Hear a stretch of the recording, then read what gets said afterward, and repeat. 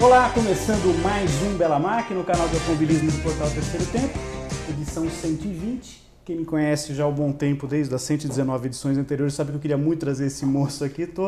Ganhei um presente de Papai Noel que o Márcio Fonseca me trouxe hoje aqui. Bruno Senna, obrigado, viu? Não, obrigado você por me receber, primeira vez aqui na Sala do Santos do Milton, né? Márcio só me trouxe aqui por causa disso aqui. Por causa disso, né? O cara é apaixonado. Se pudesse, ele vinha toda semana aqui para ver quadro do Pelé. Embora eu acho que o mais bonito quadro que tem nessa sala é aquele ali que o Milton tá apontando pro distintivo do Corinthians. Do Corinthians, né? Nada é mais bonito. Você é corintiano também, né? Eu sou corintiano. Então tá tudo... Você quer levar isso aqui para casa, Márcio? Bruno, esse ano 2017, quer dizer, desde que você começou a correr, teve aquela interrupção na tua carreira, natural, né, por conta do acidente do teu tio, enfim, do Ayrton, e aí você voltou a correr, e aí teve um dia que parece que eu já vi a tua mãe contando essa história de que o Berger falou, olha, o menino leva jeito pra coisa, né, o Gerhard Berger, né, grande amigo do Ayrton, e de lá pra cá você passou por Fórmula 1, a gente já personalizou a mesa, teve várias incursões, a gente vai falar um pouquinho sobre isso. Esse ano 2017 foi o grande ano da tua carreira, conquistando um título sob chancela FIA, o Mundial de Endurance do Com certeza. 2017 foi um ano muito, muito bem sucedido, em várias frontes aí. Primeiro título depois de 13 anos tentando. Já bati na trave duas vezes, mas dessa vez foi o ano que a gente conseguiu finalizar e acertar. Foi um ano muito desafiador. A gente estava competindo com um carro, né? Na LMP2, para quem não conhece, a gente tem 3 pilotos por carro e na LMP2 tem que ter um piloto que não é profissional no carro.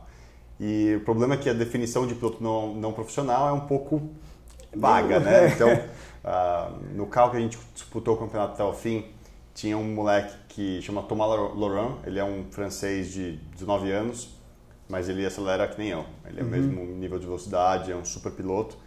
Só que ele é jovem, estava na Fórmula 3. Tá. E então ele era um piloto silver, que é o piloto prata, né, para classificação. E ele Vocês são Platinum, né?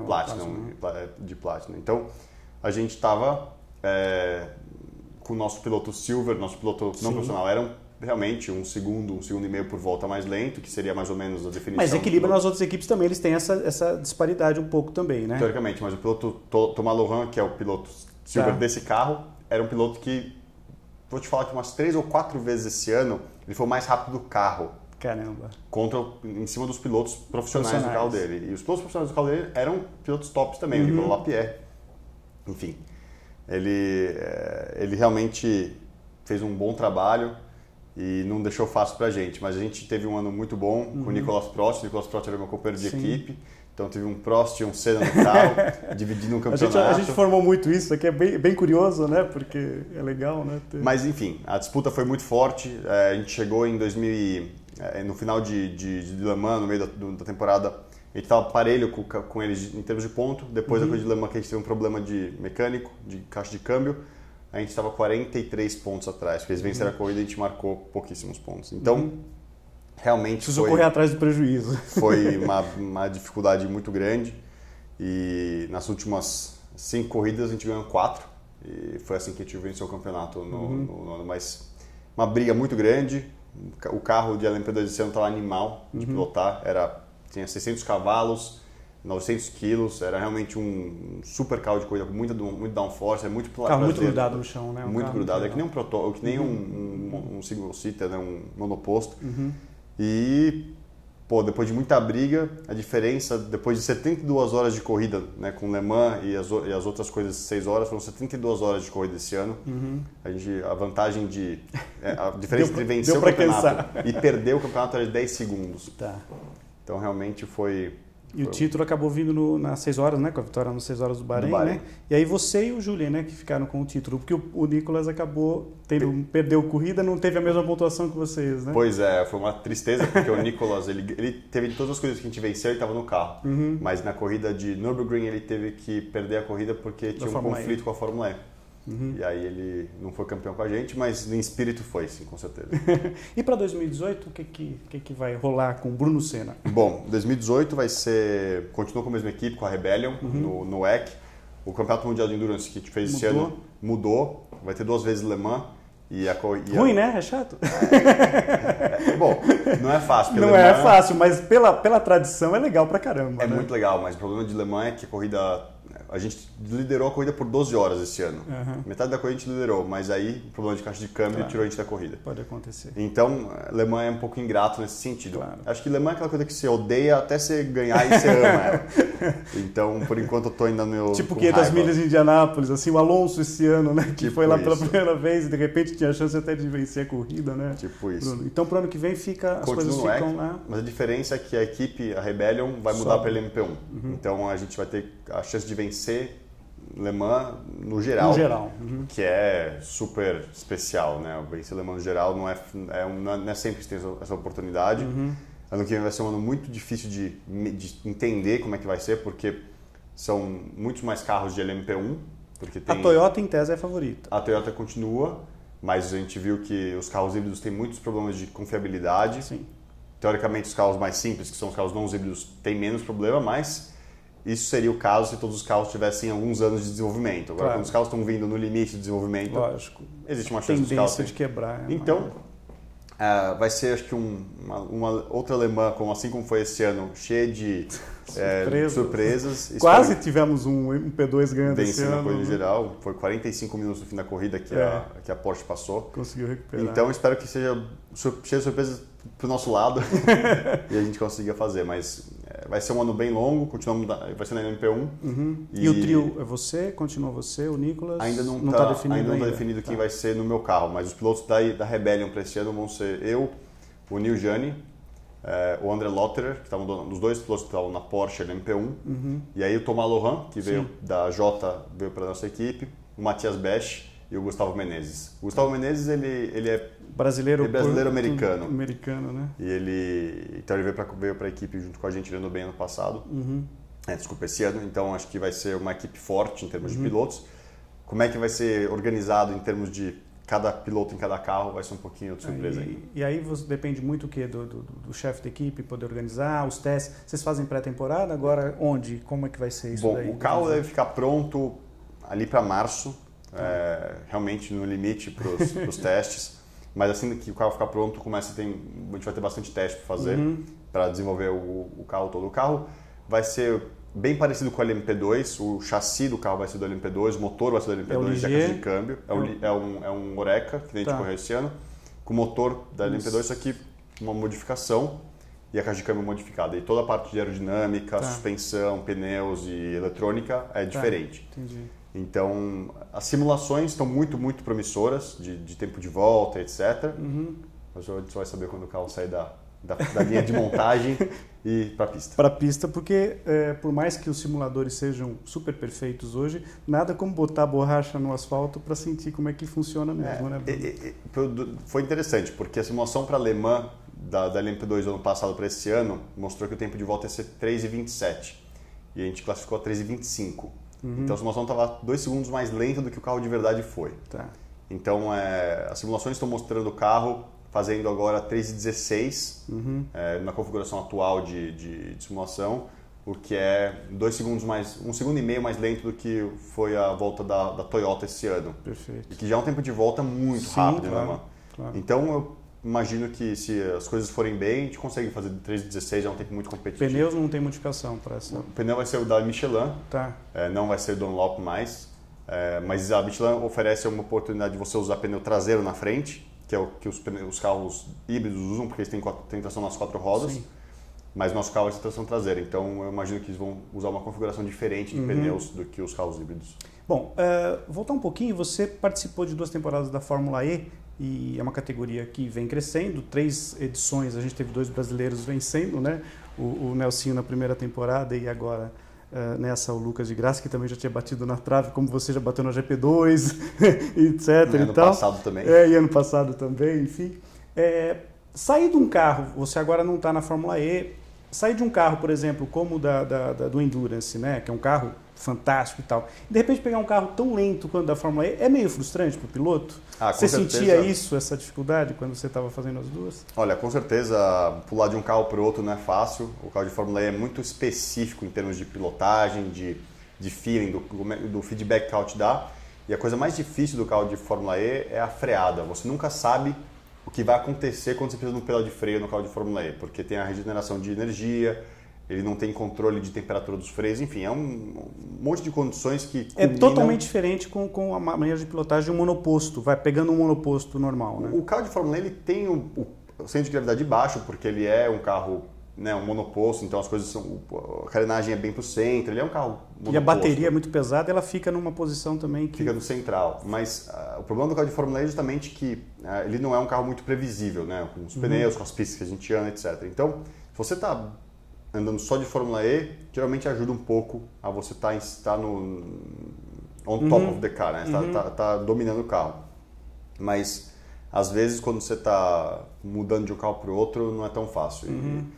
E acho que para a próxima temporada da Fórmula E vai ter uma mudança de carro, né? O carro vai ser um carro só, não vão ter mais 2 carros por corrida. Não vai ter necessidade de fazer a troca, né? O carro vai ter mais potência e vai ter... Bateria mais durável. Mais durável, mas vai ser mais pesado também.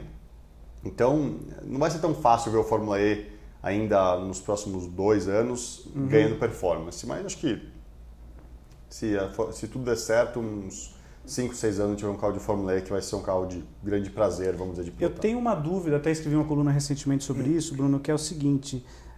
pode acontecer de repente, as montadoras que estão aportando com muita intensidade lá hoje, né, com muita força, né, efetivamente, Jaguar entrou, Mercedes acho que vai, né, deve estar o ano que vem, de repente até uma dupla, eu estou chutando aqui, Massa e Rosberg, quem sabe, né, na Mercedes na próxima temporada. Mas pode acontecer, de repente, as montadoras, quando acharem que desenvolveram, porque elas estão usando a Fórmula E como um laboratório, indiscutivelmente, para os seus carros de passeio, por conta das prerrogativas todas da Europa, da emissão zero, aquela coisa toda. Pode acontecer, de repente, elas debandarem e a Fórmula E sofrer esse impacto? Você não acha que quando elas desenvolverem tudo... Porque a Fórmula 1, as montadoras, elas entram e saem, Renault entrou e saiu, Honda, idem... Eu tenho um certo receio. Como é que você vê isso lá dentro? Comenta-se esse tipo de coisa? Tudo é possível. A Renault vai sair da Fórmula E já ano que vem, né? Eles já conseguiram ganhar o campeonato 3 vezes, como equipes. Então, ciclo encerrado, mais ou menos assim. Cumprir o papel. Justamente. Então, como montadora de carro, você nunca sabe o que eles vão fazer. Mas a Fórmula E está numa posição onde ela precisa das montadoras de carro para poder crescer. Então, é meio que... Você faz o que você precisa fazer no momento. A própria WEC, né, o Campeonato Mundial de Endurance, tinha a Audi, a Porsche e a Toyota. E a Porsche e a Toyota saíram. E a Porsche e a Audi saíram. Então colocou o campeonato numa posição muito delicada, mas os carros de GT, né, a Ferrari, a Porsche, né, a Aston Martin, a BMW entrou. Então tem sempre um jeito de continuar as coisas.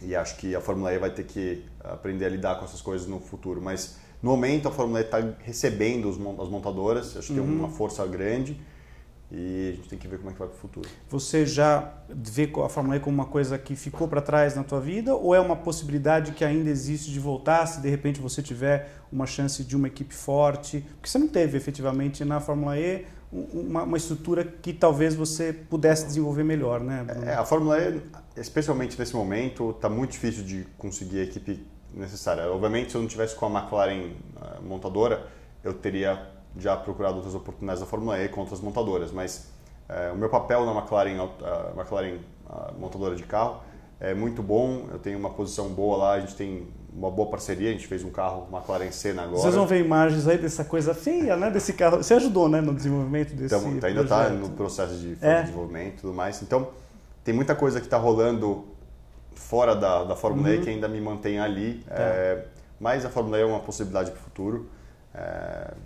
Quem sabe se a McLaren um dia não entra lá. Esse carro da McLaren pode virar para alguma coisa em termos de campeonato, de entrar em alguma categoria? Você vê essa possibilidade? Porque vão ser 500 unidades, né? 500 unidades. A McLaren Senna ela foi meio que projetada para GTE, para a categoria de GT que corre em Le Mans.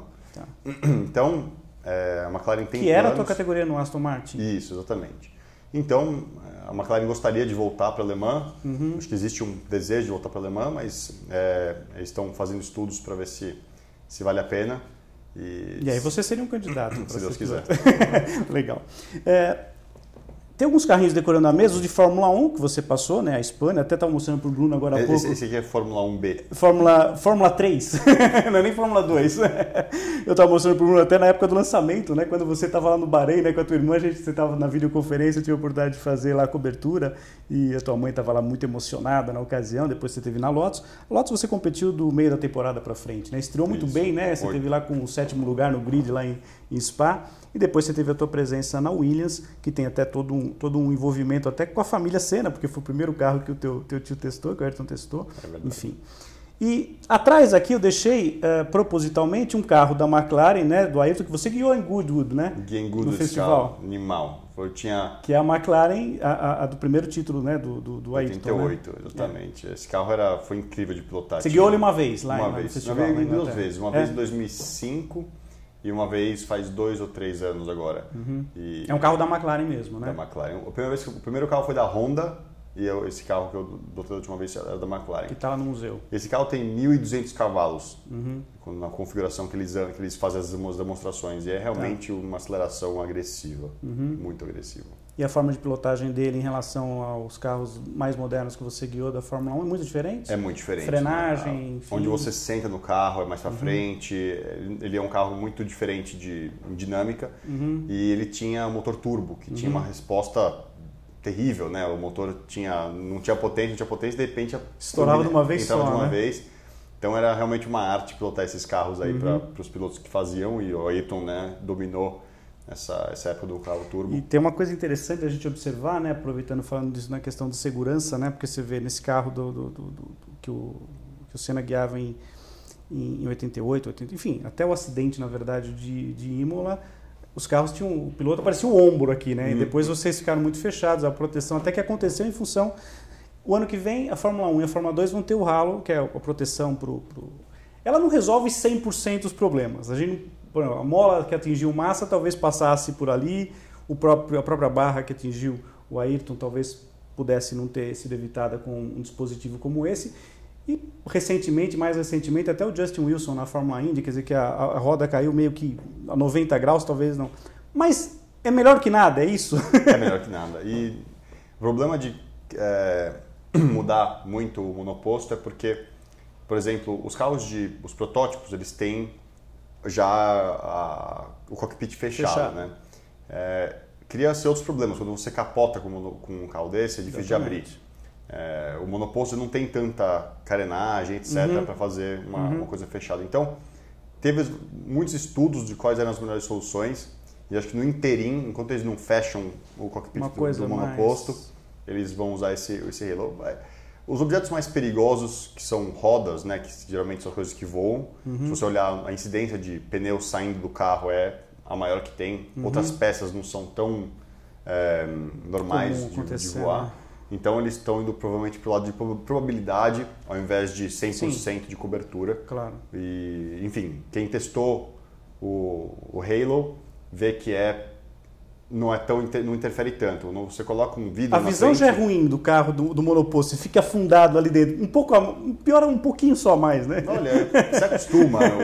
A visão do protótipo é também muito pior. Ruim, né? É muito pior. Você tem o banco também é muito fechado aqui, né? O paralama do protótipo é alto. É. E você tem as colunas do vidro aqui. Então você não enxerga nada mesmo no protótipo. Você olha um pouquinho, você vê do lado, referências um pouquinho, mínimas, né? E lá na frente. O monoposto você vê muito mais do que no protótipo. Tá. E aí você pega, por exemplo, Le Mans à noite com chuva. De vez em quando pergunta assim, o que eu estou fazendo aqui? Tem essa ideia? Pra ser sincero com você, é muito melhor estar fechadinho no carro lá do que estar tomando chuva. Esse ano em Daytona, quando a gente fez Daytona esse ano, choveu mais ou menos 13 horas da corrida. Tá. Tudo à noite, estava 3 graus de temperatura. E eu olhava para o pessoal que estava nos carros os monopostos abertos e sentia dólares, porque a gente estava congelando dentro do protótipo fechado. Imagina o cara tomando chuva e tudo mais. Não é brincadeira. Outra coisa de dificuldade que vocês têm no campeonato de Endurance é a disparidade de potência dos carros. Quer dizer, no teu caso, para o P1, né, até agora, né, o ano que vem menos, mas a disparidade grande, quer dizer, o carro passa absurdamente rápido na reta, e você tem que ter a preocupação também com os carros mais lentos. mentalmente é uma prova também, não é só física, né, Bruno? Tem um aspecto de... A gente vê que na corrida de endurance, o desafio número 1 não é vencer a corrida em termos de ritmo de corrida, é não se envolver em acidentes com tráfego. É muito comum, né? Às vezes tem 4 categorias disputando ao mesmo tempo na pista. Tem uma disputa dos carros de GT, você está ultrapassando um carro de GT AM, que é um carro mais lento, você não sabe quem está pilotando o carro, se é um piloto que é profissional ou se é um piloto amador, e você vê o LMP1 querendo te ultrapassar. Então tá todo mundo junto. Babando ali, né? O cara ninguém quer perder tempo. Claro. Tem muito acidente que acontece, muita coisa que é perdida por acidentes assim. E esse foi um dos grandes segredos da gente vencer o campeonato esse ano, foi justamente não se envolver em nenhum desses acidentes. A gente terminou todas as corridas no pódio esse ano fora alemão. Legal. Além disso, eu também deixei um carrinho da Stock, que, aliás, esse é o teu mesmo, né? Esse com é o Pisonia, porque tá aqui com o Bruno e o Pisonia. Você participou de 3 edições, na Corrida do Milhão, né? E participou de 2 corridas como dupla com o Pisonia, andando com o Pisonia. A Stock Car está com um grid absolutamente espetacular, na minha opinião. Aliás, o pessoal acha que eu tenho alguma coisa contra a Fórmula E. Não tenho nada contra, mas eu acho que o grid da Stock Car hoje é melhor que o da Fórmula E. Cá entre nós, aqui ninguém vai nos ouvir. O ano que vem vamos ter o Nelsinho Piquet, que deixou exatamente o Mundial de Endurance para fazer a temporada completa, vai continuar na Fórmula E. O Felipe Nasser parece que está também acertado aí para vir. Enfim, o Felipe Massa vai participar da corrida de duplas. Como é que você está vendo essa estrutura hoje atual da Stock, onde você já teve? Queria que você falasse um pouquinho sobre o carro, porque você tem larga experiência com vários tipos de carro, e sobre a competição, que eu acho que é um campeonato super legal, né? De muito nível bom, né? Olha, a Stock, quando eu competi a primeira vez, me impressionou com o nível de pilotos. Realmente os pilotos aqui no Brasil são fortíssimos. A gente vê a Stock forte faz muito tempo em termos de competição, em termos de público, em termos de, enfim, do como o campeonato está operado. E eu acho a Stock uma opção interessantíssima para o futuro. No momento, eu continuo correndo fora, eu tenho uma boa carreira fora do Brasil e acho que seria interessante continuar por lá, mas acho que, obviamente, a gente está acostumado com carros mais avançados do que o carro da Stock aqui no Brasil, especialmente em termos de segurança. Eu tenho mais confiança nos carros com chassi de fibra de carbono, etc., que são as coisas que a gente compete fora do Brasil. Sem dúvida. Mas, enfim, a Stock tem muito chão pela frente ainda. A gente sabe que tem planos de renovação de carro no futuro, etc. E, correr no Brasil no futuro seria uma opção bem legal. Corrida de dupla para o ano que vem? Tem alguma negociação? Tem umas coisas acontecendo, mas ainda pode rolar? Você vai saber em primeira mão aqui quando se rolar alguma coisa, pode acontecer, porque não bate o calendário, né? 10 de março. Não bate com corrida, mas bate com o Salão de Geneva, que seria pouquinho, talvez um problema. Talvez, mas a gente não sabe. Tá. Outro carrinho que eu deixei aqui, aproximando do final, mas eu queria comentar com você. Antes de você pegar o carro da GP3 aqui da Espanha, você testou com a Honda em 2008, no final de 2008, e esse carro da Brown, né, que no caso foi o carro do Barrichello e do Button na temporada de 2009, podia ter sido o teu carro. A gente não vai estar no C, aquela coisa toda e tal. Esse carro que você testou, ele tinha alguma coisa já do novo, em termos de difusor, aquele que foi o pulo do gato da Brown em 2009? Não. Porque ele era um motor Honda mesmo, era um carro ruinzinho, inclusive, da Honda na ocasião, né? Olha, o motor da Honda não era muito potente naquela época, mas o carro da Bar era muito bom. A gente colocou o pneu slick naquele carro, e o Button fez o 3º melhor tempo, eu fiz o 5º melhor tempo. Você fez 2, ficou 2 décimos atrás, 2 décimos do né? Button no primeiro dia que eu andei de Fórmula 1. Então, o carro Você foi era em Barcelona? bom. Foi em Barcelona. Então, o carro da Honda era bom em 2008. Não era um carro ruim, mas não tinha potência e talvez com os pneus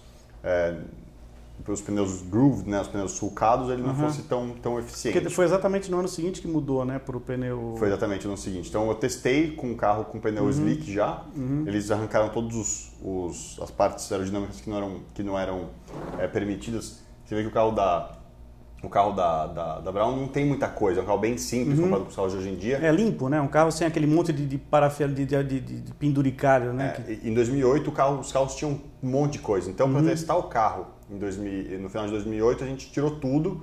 O carro não estava exatamente o mais eficiente, mas já era um carro muito bom. E a gente foi muito bem no teste e o carro era legal. Pena que não deu certo para correr em 2009. Não deu certo para você fazer 2009. Outra coisa que eu queria lembrar com você, uma das vitórias mais marcantes e que eu particularmente como torcedor, você já viu que eu gosto um pouquinho da família Senna, né? Tá mostrando pro Bruno uma camisa minha de 85, quando eu assisti a estreia do Ayrton com a Lotus lá em Jacarepaguá. Mas uma corrida que eu vibrei muito com você foi Mônaco, GP2, que você venceu. Foi o ano que você foi vice-campeão, né? Isso. E foi o Pantano, né? Que foi o Pantano, que foi o campeão. Aquele dia foi tão emocionante quanto do título agora? Não é? Como é que foi? Se você fizesse um balanço aí, Bruno, dá para botar na balança de que forma? Eu acho que aquela foi a minha maior vitória até hoje no automobilismo de corrida, etc. Vencer Mônaco não é fácil para ninguém, em qualquer categoria. Sempre tem que estar tudo certo para você. É mais ou menos igual Alemã, Indy 500. É aquela coisa que tem que estar tudo certo para você. Eu não larguei na pole, larguei em segundo, que eu perdi. Pole era o Maldonado, né? Na pole era o Maldonado. E você passou logo na... E de lá eu segurei ele, eu dominei a corrida até umas 15 voltas para o fim, quando bateram lá antes do hotel Lowe's, né, da curva famosa. Lowe's, agora virou Fairmont, né? Bateram lá e trancaram a pista, não tinha onde passar. Então a gente parou, eu tinha 7 segundos de vantagem para ele, acabou a vantagem. E no final da corrida ele estava querendo de qualquer jeito passar, então foi assim... E ele é pouco agressivo, né? Exatamente. Não podia dar nenhuma oportunidade para ele chegar perto. Mas foi um teste até mental também para você, porque você não podia errar nada, né? Pois é, você vê o piloto chegou em terceiro, que ia chegar em terceiro, né? Que acabou não chegando porque bateram nele, foi o Conway. Então a gente Conway, né? Faltavam 15 voltas pro fim da corrida e o Conway relargou logo atrás da gente, com 1 segundo, 2 segundos atrás do Maldonado. E na última volta a gente estava 30 e poucos segundos na frente do Conway. Então a gente estava num ritmo muito mais forte que os outros. O Conway é um piloto de altíssimo nível, já venceu muitas coisas em todos os campeonatos mais importantes. Então realmente foi uma super corrida e até agora só tem o nome Senna de vencedor brasileiro em Mônaco. Pois é, que legal. História fantástica, né? Porque o Ayrton dispensa comentários sobre Mônaco, enfim. Fórmula 1, temporada 2017, te surpreendeu a aproximação da Ferrari? Você achou em algum momento que o Vettel poderia, de repente, quebrar a hegemonia da Mercedes? No começo do ano eu fiquei surpreso com quão competitivo estava a Ferrari. Eu vendo a temporada inteira, olhando assim de cima, o que me parece é que a Ferrari apostou na confiabilidade ou falta de confiabilidade da Mercedes. Como eles tiveram muitos problemas mecânicos no ano passado, a Mercedes, a Ferrari apostou nisso. Então, você vê a Ferrari tendo problemas mecânicos no fim do ano. Eu imagino que eles tenham usado os motores deles de forma mais agressiva no começo do ano para forçar a Mercedes a ter problemas mecânicos, mas quem acabou sofrendo com isso no fim do ano foi a própria Ferrari. Trabalhou no limite, né, da confiabilidade. No limite, né? Provavelmente eles usaram os motores deles, rodaram os motores deles para ter... E aí tem aquela cota de poder mexer, né, que é uma coisa que complica muito, né, com o certeza. Desenvolvimento, né. E, enfim, acho que foi isso que aconteceu. Essa para mim foi a história da temporada, mas o Lewis teve um ano, talvez o melhor ano que ele já teve na carreira dele, em termos de performance, etc. Eu acho que por isso que a gente... Sem abalo emocional, né? Porque às vezes ele é meio inconstante nesse aspecto, né? Ele realmente mostrou uma maturidade. Mas mesmo quando a classificação não ia bem, o ritmo de corrida dele destruiu do Bottas esse ano. Teve pouquíssimas coisas que o Bottas chegou perto dele em termos de ritmo de corrida. E, enfim, foi para mim o melhor ano do Lewis. Finalizando, teu palpite para o campeão, só uma bola de cristal aqui, quem vai ganhar o Campeonato Mundial de Fórmula 1 em 2018? Uau! Essa vai ser difícil de saber, viu? Posso te dar a resposta lá para março do ano que vem? Depois da pré-temporada a gente pode e tal. conversar. Olha, eu não vejo com poucas mudanças de regulamento, eu não vejo muita mudança no campeonato, mas eu imagino que a briga vai estar ali entre, não sei se a Renault vai fazer um grande pulo de performance, mas a Red Bull teve um carro competitivo esse ano. Um chassi espetacular, né? Porque... imagino que... O Alonso vai frequentar o pódio agora com o motor Renault? Olha, o carro da McLaren era bom, mas realmente te faltava muita potência. Quem sabe a McLaren começar a tirar ponto de algumas das outras equipes agora também, que seria muito legal para a McLaren. Claro. Mas eu imagino que vai ser briga de novo entre o Vettel e o Lewis. quem sabe não entre o Verstappen ou o Ricardo para brincar um pouquinho lá. E o Mundial de Endurance, quem vai ganhar? A gente, né? Vai ser a Rebellion e o carro que eu tiver, não sei com quem que eu vou estar no carro ainda, mas a gente vai brigar, com certeza. O trio que tiver fazendo parte. Bruno, no final a gente sempre deixa aqui um espaço para você tiver patrocinador, quiser agradecer, redes sociais, quem quiser acompanhar, Instituto Ayrton Senna, que eu já estive lá visitando, que é absolutamente espetacular o trabalho que vocês fazem, você, tua irmã, tua mãe, enfim, família Senna envolvida.